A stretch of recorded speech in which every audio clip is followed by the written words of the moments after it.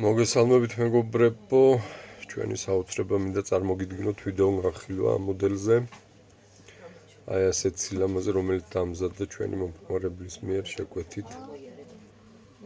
35 ზომა თავის პარამეტრებით. არის ასეთ საოცარი მოდელი, ნატურალური ზამში არის, გული ნატურალური ტყავი, შიგნით ნატურალური ტყავი და ეს ყველაფერი არ არის, მეორე ფეხი არის აი ასეთი. გული მარცხენა ფეხზე, მარჯვენა ფეხზე ტუჩები, აი ასეთი რაღაცა არის.